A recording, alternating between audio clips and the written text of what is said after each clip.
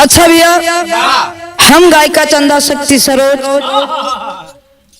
Jawahar films studio से रमाशंकर तूफानी जी और यहाँ कमलेश यादव जी जो डायरेक्टर साहब हैं, उनके देख रेख में आप लोग के बीच महाभारत की विराह छोड़े जाते ही आशा न पूर्ण विश्वास बा कि जिस तरह आप लोग बिग गंगा चैनल पे अपन दुलार प्यार हमके देहला, ये हमारे गीत के भी देबा, ये हमारे कवि जी के नहीं खोज बा और आशा ना पूरा विश्वास बा कि आप लोग के गीत जरूर पसंद पड़ी। तो 4 लाइन की भूमिका लगल मास्टर।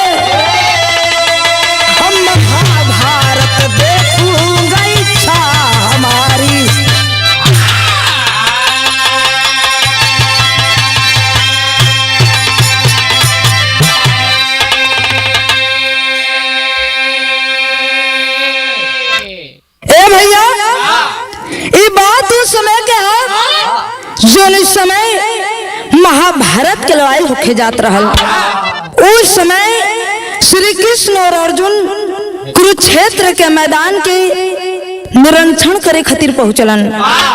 जब वहां पहुंचलन तो देखे ठीक उसी समय एक काला कलूटा दैत्य जैसा वहां एक व्यक्ति आयल बा और जाके श्री कृष्ण भगवान से कहले बा, का कहले मास्टर? यहाँ एक गजल के नमूना लगल।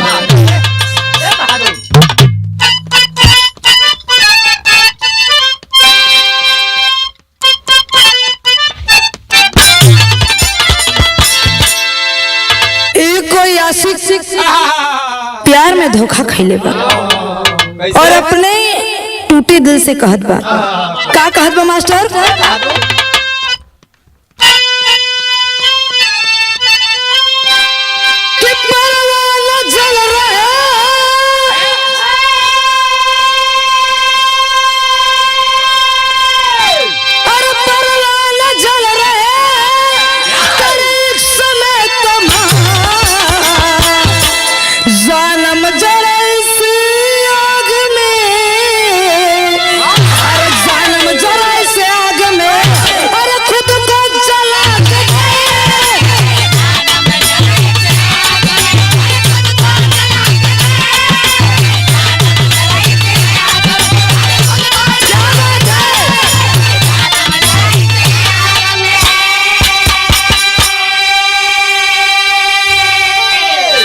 लेकिन उस समय वो काला कलूटा उद्दत वजह से व्यक्ति जाके श्री कृष्ण और अर्जुन से कहले बा, का कहले बा?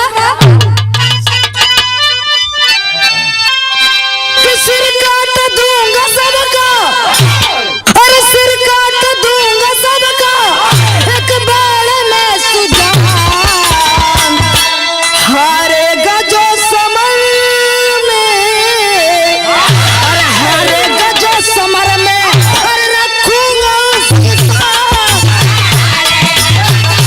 क्या बात है?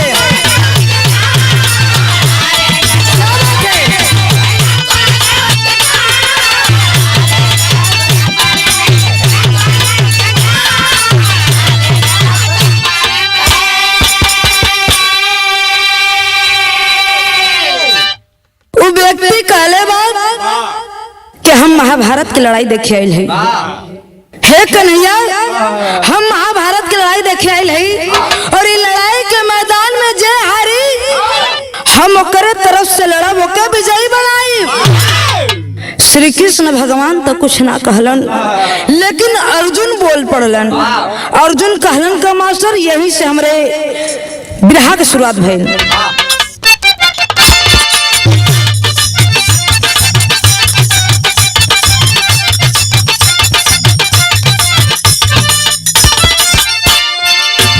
अर्जुन पूछे लगलन, ये बतावा तू के हुआ, तोहर नाम का, ऐसे कैसे केहू के विजयी बना देबा। उ व्यक्ति अपन परिचय बतावत बा, कहले बा बर्बरी के नाम में मेरा भीमसेन का नाती हूँ, बर्बरी के नाम में मेरा भीमसेन का नाती हूँ, बताइए दम बना कापी के तला छाती हूँ।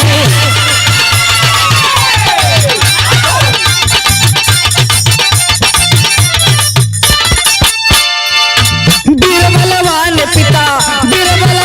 पिता घटो तच हमारे हैं, सुन के बात अर्जुन क्रोध से पुकारे हैं। सखी बाघारो नहीं गांडुधारी कहते हैं, सखी बाघारो नहीं गांडुधारी कहते हैं। सामने काले आवे फिर बिना हम डरते हैं, सामने काले आवे फिर बिना हम डरते हैं।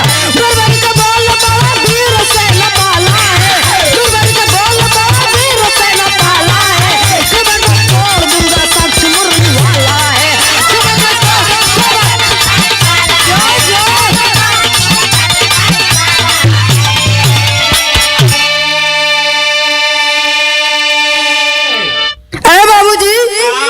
बात के समझला। वो व्यक्ति अपन परिचय बतावत बा कि हमारे माता के नाम हिडम्बना, हमारे पिताजी के नाम घटोत्कच और रिश्ता में हम भीमसेन के नाती लगिला। जब इतनी बात अर्जुन सुनलन तो कहलन, सुना तू उनकर नाती लगेला ना, तो हम उनकर भाई है। अगर हमारे सामने 5 मिनट खातिर काल भी आ जाए तो पीछे ना हटो, से लड़ ले। इतनी बात सुनते ही बर्बरी के हंसी आ गई और हंस के बर्बरी के बात कहलन। का कहलन मास्टर? गीत बदल गई।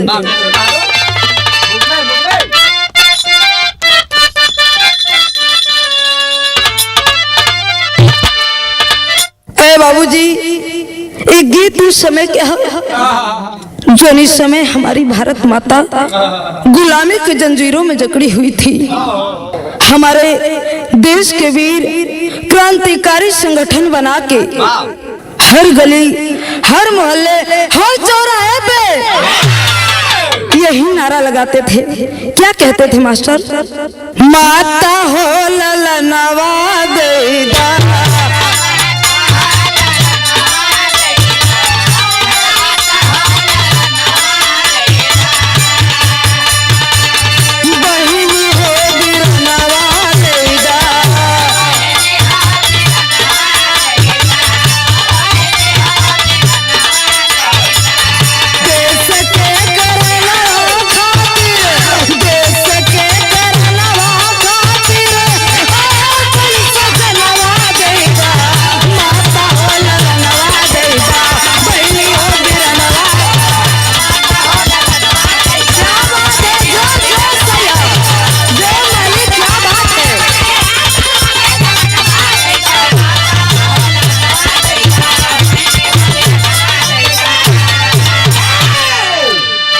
लेकिन है बाबूजी, अर्जुन के बात सुन बर्बरी कहलन। का कहथुन? बात ना बढ़ाओ अर्जुन,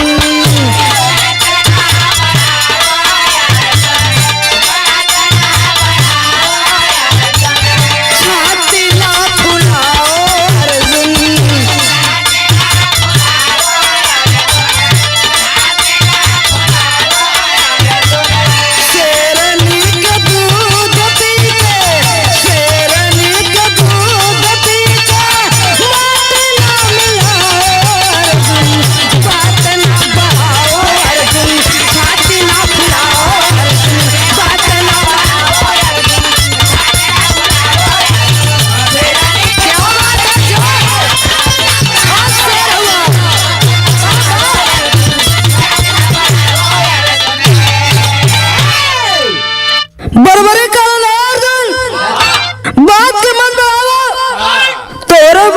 कितनी ताकत है ये हम भली भांति जानत हई, लेकिन हमारे बाण में इतनी ताकत बा कि चाहे तो अपने हम बाण के ताकत से पूरे महाभारत की लड़ाई खत्म करती।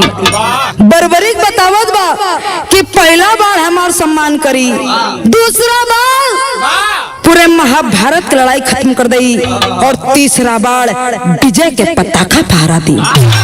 जब इतनी बात कन्हैया सुनलन तो भगवान श्री कृष्ण कहलन कि सुना, बिरताई बखल्ला से ना होला, बिरताई बखल्ला से ना होला, बिरताई देखावे पड़ेला। हम कैसे विश्वास करी, लेकिन हाँ बर्बरीक है जोनी स्थान पे हमने के खड़ा है जा देखा यह पीपल के पेड़ बा, अगर अपने बाण के ताकत से पूरे पीपल के पत्ता छेद देबा तो हम सब विश्वास कर ले कि तोहरी बाण में ताकत बा। जब इतनी बात बर्बरीक सुनलन तो देखे आन पे अपन बाण चलावे खातिर तैयार हो गइलन और उस समय भैल का मास्टर गीत बदल गइल।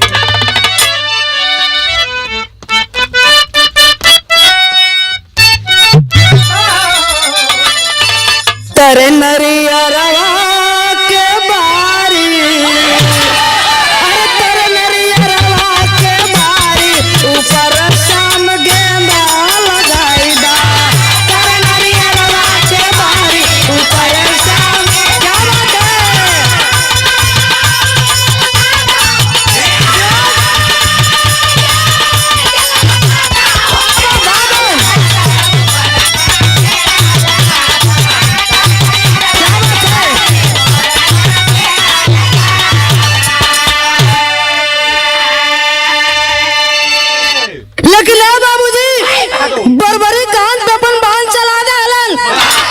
बर्बरीक के बाण करत का बा कि पीपल का पत्ता छदा सारी, अरे पीपल का पत्ता छदा सारी, बलकारी चला के बनावा, पीपल का पत्ता छदा सारी, क्या बात है।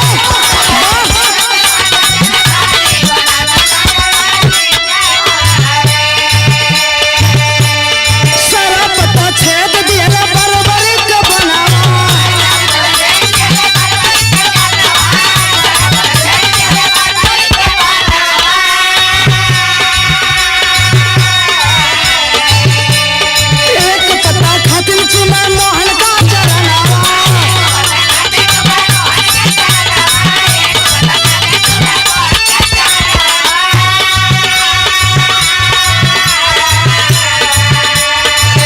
चकित भयो गंजूधारी, हर देख चकित भयो गंजूधारी, बलकारी चला के बनवा।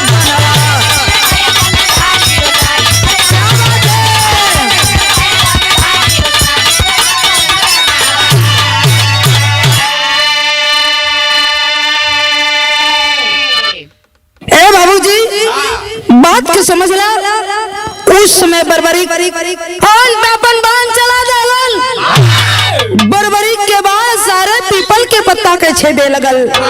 जोन इस समय बर्बरीक के बाद सारे पीपल के पत्ता के छेदत बा, वही समय श्री कृष्ण भगवान चोरी से छल से एक पत्ता तोड़ के अपने दाहिने पैर के नीचे रख लेलन।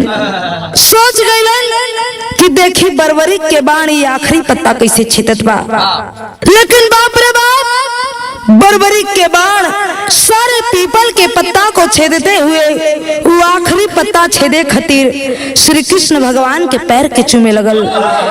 भगवान कन्हैया आश्चर्यचकित में पड़ गए कि रे ये तो सही में अपने बाण के ताकत से पूरे महाभारत की लड़ाई खत्म कर दी। देखे बर्बरीक की वीरताई को देखते हुए कवि जी के टेरी के भाव में लिखे के पड़ गए।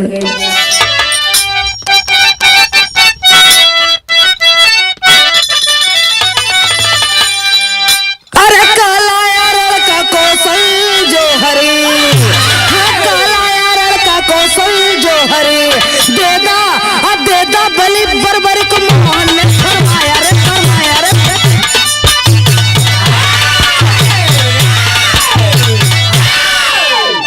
कौरव पांडव में वीर नहीं, अरे कौरव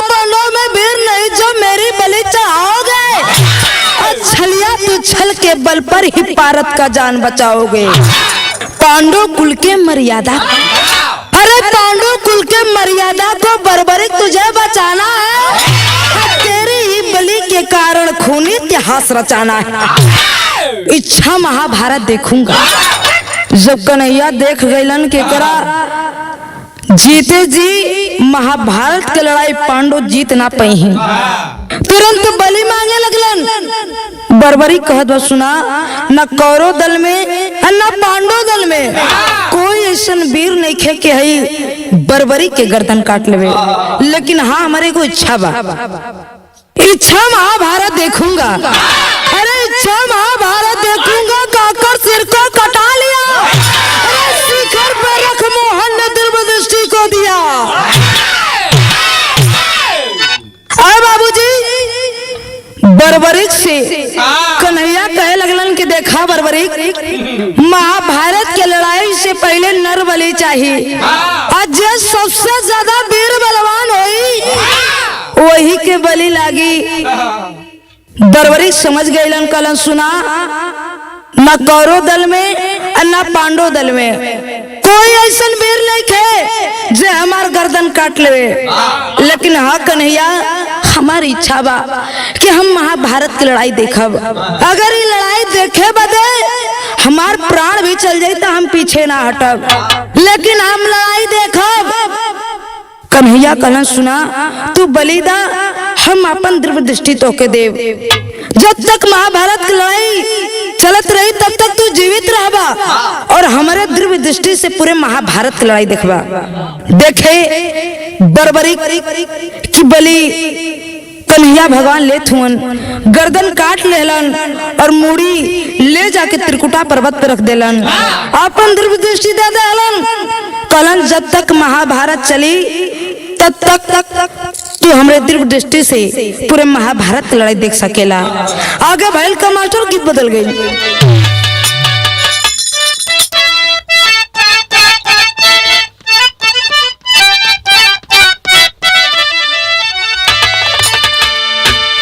ये देखे हमारी माताएं बहनें जब माता रानी के पूजा पाठ करेलीन तो गीत के गावेलीन। कैसे गावेलीन मास्टर?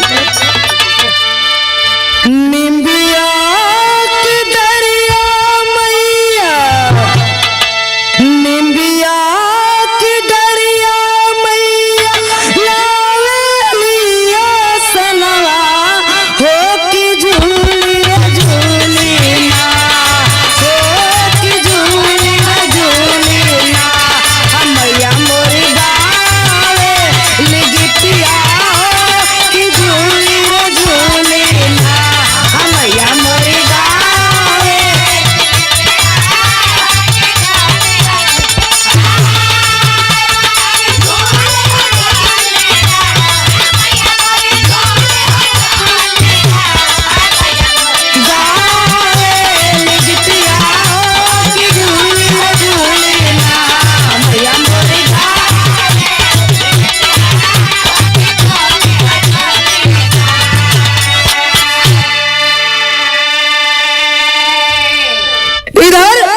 भगवान कन्हैया छल से बर्बरी के गर्दन कटले हुअन और लड़ाई के मैदान में शंख बज गई। लड़ाई की शुरुआत हो गई। एक तरफ कौरव दल तो एक तरफ पांडव दल। सूर्य उदय से लड़ाई की शुरुआत होत बा और जब सूर्य अस्त होत बा तो लड़ाई बंद होत बा। होत का बा मास्टर? शंखना से गूंजे लागल, शंखना से गूंजे लागल, सुबह में धनवा बिरा जवनवा भिड़ लेना, तेरा जवनवा भिड़ लेना, न मुंड कट के उड़े गगनवा तेरा जवनवा भिड़ लेना, न मुंड कट के उड़े गगनवा तेरा। क्या बात है?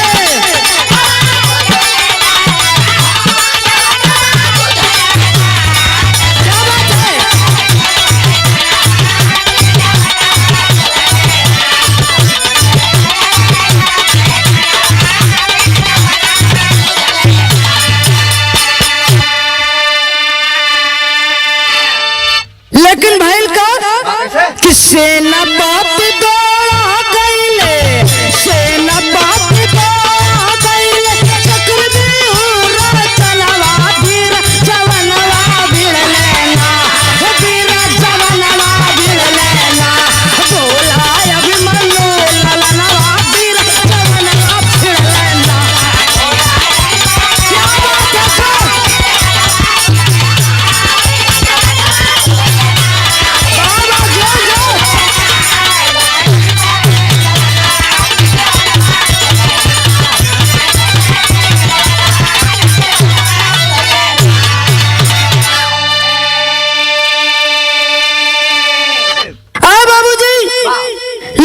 शुरुआत हो गई। एक तरफ कौरव दल तो एक तरफ पांडव दल। जैसे कि बताऊंगी, सूर्य उदय से लड़ाई की शुरुआत होखे और जब सूर्य अस्त होखे तो लड़ाई बंद होखे। लगातार धीरे धीरे कुछ दिन ऐसे ही बीतल। एक दिन भगवान कन्हैया अर्जुन के लेके उत्तराखंड चल गइलन। इधर कौरव दल में द्रोणाचार्य के पता चलल बा। सोच गइलन बहुत बढ़िया मौका बा, ऐसा मौका फिर दोबारा ना मिली। तुरंत चक्रव्यूह की रचना कैले हुअन। सोच गइलन कि लड़ाई के बारे में केवल अर्जुन के ही पता बा, अर्थात और केहू ना जानत बा। आज हमने के लड़ाई जीत जाई, यही सोच के चक्रव्यूह की रचना कैले बारन। देखे जब भीमसेन के पता चलल, बेचारे चिंता में पड़ गइलन, सोच में पड़ गइलन कि आज अर्जुन भैया घरे ना हुअन और ये लड़ाई के बारे में केवल अर्जुन के ही पता बा। आज का होई, यही सोच के चिंता में पड़ल हुन। लेकिन देखे अर्जुन पुत्र अभिमन्यु कहलन का मास्टर गीत बदल गइल।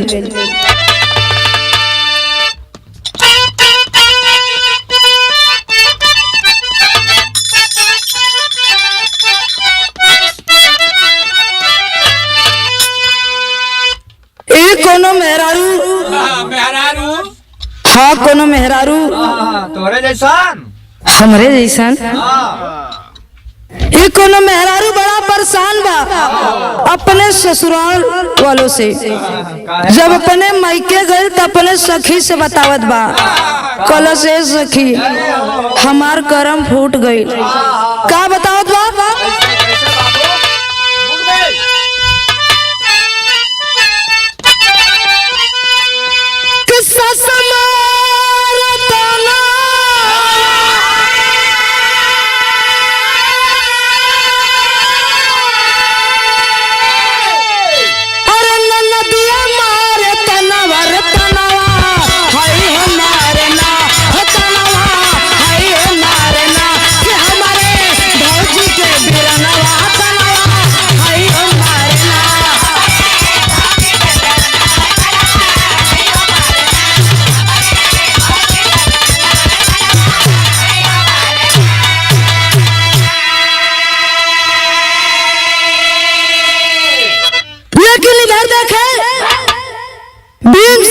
चिंता देख अर्जुन पुत्र अभिमन्यु का कहत हुअन कि गर्भोदर में अनवास खली, अरे गर्भोदर में अनवास खली, बीहू के रचनवा सनवा राख बाबूजी, सनवा राख बाबूजी, बीहू में घुस गया ललनवा सनवा राख बाबूजी। क्या बात है?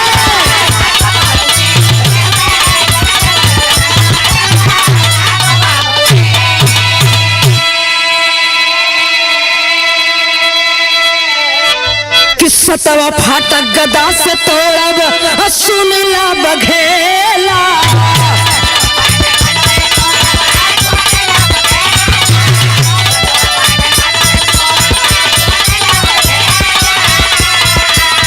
घर नाही अर्जुन लेकिन, घर नाही अर्जुन लेकिन समझना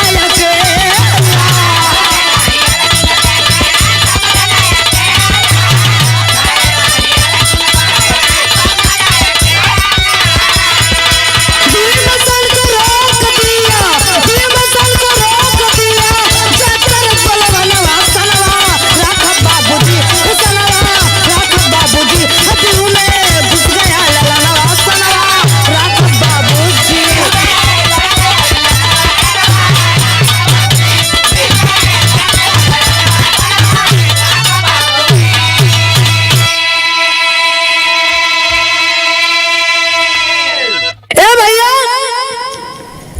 अर्जुन पुत्र अभिमन्यु जाके भीमसेन से कहलन, ए बड़का पापा तू काहे चिंता कैले हुआ, तू चिंता मत करा, चक्रव्यूह के कैसे लड़ाई हुई हम भली बात जाना थी। काहे कि जोनी समय ई लड़ाई के बारे में बाबूजी माई से बतावत रहलन, उस समय हम माई के गर्भ में रहनी हम। एक एक बात की चिंता बा बड़का पापा कि हम 6 फाटक तोड़ देव लेकिन 7वां फाटक ना तोड़े सकब। काहे कि उस समय माई सूत गई लालीन। जब इतनी बात भीमसेन सुनलन तो कहलन, अरे बेटा अगर तू 6 फाटक तोड़ देबा ना, अगर तू 6 फाटक तोड़ देबा तो हम 7वां फाटक गदा से मार के तोड़ दे। और देखे भीमसेन और अभिमन्यु चक्रव्यूह के लड़ाई करे बदे चल दहलन, लेकिन ऐ बाबूजी पहले ही दरवाजा पे जयद्रथ भीमसेन के रोक लेलस, लेकिन अभिमन्यु मारत काटत आगे बढ़े लगलन। उस समय अभिमन्यु 1 फाटक तोड़ा, 2 फाटक तोड़ा, 3 तोड़ा, 4 तोड़ा, लेकिन ऐ बाबूजी जब 5वां और 6ठा फाटक तोड़लन तो पलट के देखे लगलन कि हमार बड़का पापा कहत रहलन कि 7वां फाटक हम गदा से मार के तोड़ दे, लेकिन जब पलट के देखत हुन तो भीमसेन की कहीं अता पता ना पा। सोच गइलन कि 7वां फाटक के लड़ाई हम अपने बलबूते करब। और देखे उस समय कैलन का पापट के भाव लगल।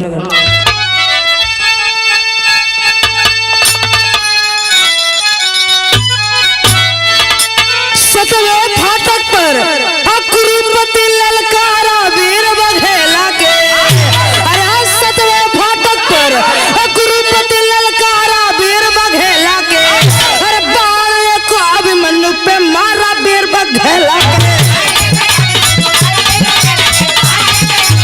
क्या बात है, क्या मालिक है।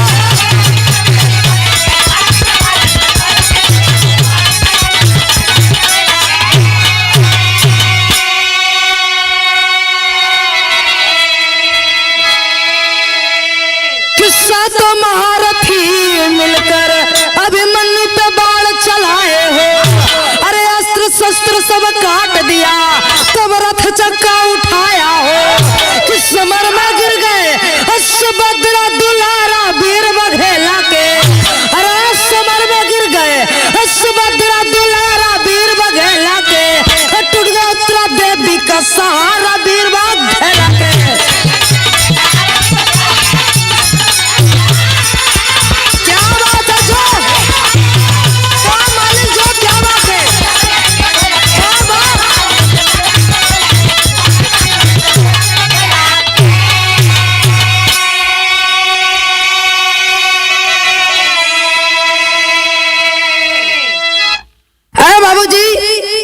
जब अभिमन्यु 7वें फाटक पर 7 महारथी से लड़े लगलन, जब अस्त्र शस्त्र से चूके लगलन, अंत में रथ चक्का उठा के लड़ाई कैलन, लेकिन ऐ बाबूजी आखिर में 7 महारथी के बाण से धराशायी होके अभिमन्यु अपने प्राण को त्याग देते हैं।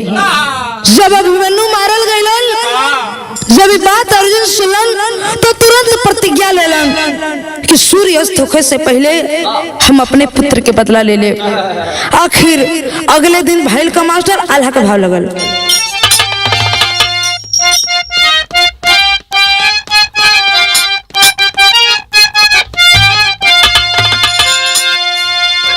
कि सुनने के प्रतिज्ञा वीर अर्जुन जी कैले भैया, अर्जुन जी कैले भैया,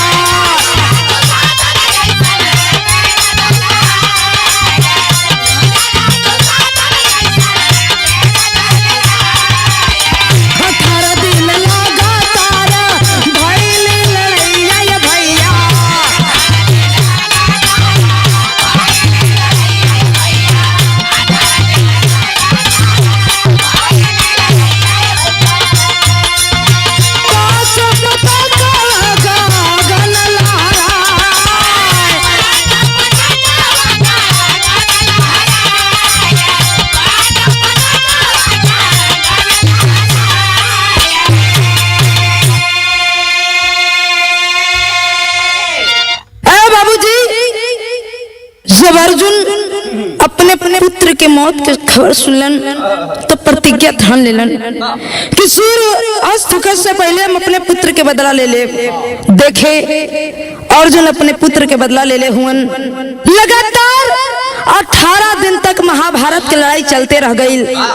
18 दिन के बाद कौरव दल के हार भइल बा, पांडवों की जीत भइल बा। इस लड़ाई में न जाने कितना वीर योद्धा मारा गइलन। अगर हम नाम गिनावे लगे तो बहुत समय बीत जाई। जरूरी बा कर्ण, दुशासन, भीष्म पितामह, बड़े बड़े महारथी मारल गइलन। अंतोगत्वा पांचों भाई जीत गइलन और कौरव दल के हार हो गई। जब पांचों भाई महाभारत की लड़ाई जीत गइलन, ए भैया, जब पांचों भाई एक जगह इकट्ठा होकर बैठलन तो आपस में बतियावे लगलन। अर्जुन कहथुन, ए भैया हम इतना वीर मरले हैं। भीम कहथुन, ए भैया हम इतना वीर मरले हैं। धीरे धीरे बात से विवाद हो गई, यानी बात बढ़ गई। जब पांचों भाई के बाद कन्हैया जी के पास पहुंचल तो जाके कन्हैया जी से पांचों भाई कहे लगलन कि कन्हैया, लड़ाई के मैदान में हम पांचों भाई में से सबसे ज्यादा वीर के मरले हैं, आप बतावा। भगवान कन्हैया कहलन, सुना, हम तो तू लोग के संगवे न रहनी, ये कैसे हम बता पाई कि आप पांचों भाई में से सबसे ज्यादा वीर के मरले हैं। लेकिन हाँ, जब पूरे महाभारत की लड़ाई देखले बा, उस जरूर बताई कि आप पांचों भाई में से सबसे ज्यादा वीर के मरले हैं। देखे भगवान कन्हैया पांचों भाई के लेके और वही त्रिकुटा पर्वत पे पहुंचलन। जाके बर्बरी के पास सवाल कर दिलन, कलने बर्बरी, ये बतावा कि लड़ाई के मैदान में पांचों भाई में से सबसे ज्यादा वीर के मरले हैं। जब पहुंचलन सवाल केलन तब बर्बरिक बतावत बा, का बतावत बा, आखिरी प्रमाण लगल।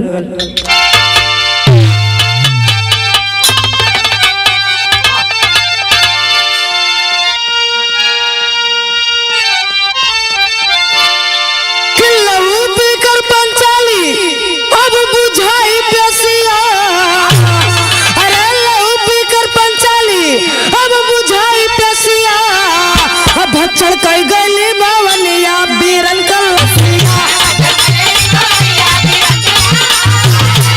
क्या बात है?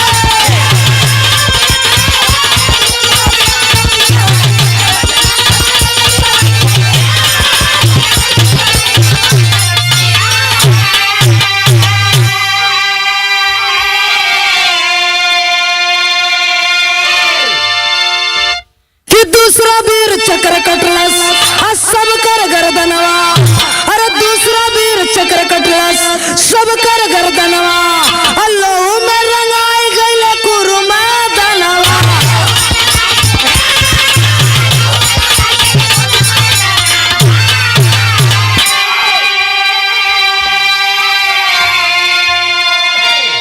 कि सुन के पांचों पांडवों का अब टंगल बससिया। भक्षण कर गई भवनिया बीरन के लसिया। ए बाबूजी, जब बर्बरिक के पास पहुंचलन तो बर्बरिक बतावे लगलन, कहलन, सुना, हम लड़ाई के मैदान में मात्र 2 वीर देखनी है। एक सुदर्शन चक्र जो सबकर गर्दनवा काटत रहल, एक सुदर्शन चक्र जो सबकर गर्दनवा काटत रहल, और दूसरा पंचाली जो लाश को खा जाती थी और खून को पी जाती थी। बाप रे बाप, जब इतनी बात पांचों भाई सुनलन आश्चर्यचकित में पड़ गइलन कि अरे लड़ाई के मैदान में का हमने के कुछ करवे ना कहीं नहीं, खाली देखावटी खड़ा रह ले जा भाई का कि टूट गया घमंड पांडव गइले लजाई। अरे टूट गया घमंड पांडव गइले लजाई। बर्बरी के आगे भूल गइल वीरता।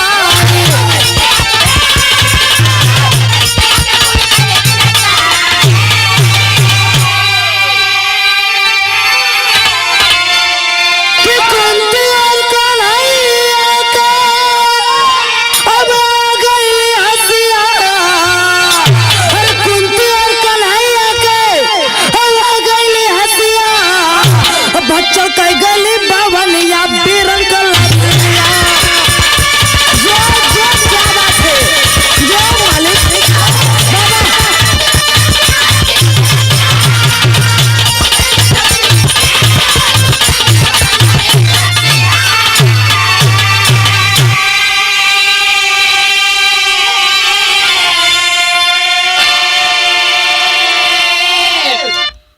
देखे जब बर्बरीक बतौलन कि लड़ाई के मैदान में दुए वीर रहलन, एक सुदर्शन चक्र जो सबकर गर्दन काटत रहल, दूसरा पंचाली जो लाश के खा जात रहली, खून के पी जात रहली।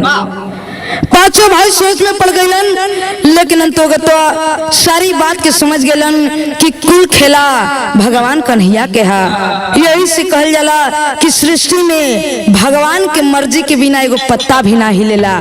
यही जब पांचों भाई के घमंड टूट गई, आखिरी लाइन में गुरु घराने के परिचय बा। गुरु गणेश गुरु रामलाल चंद्रिका स्वर्ग के वासी, कभी बसाओ सूर्यनाथ भोला का फांसी।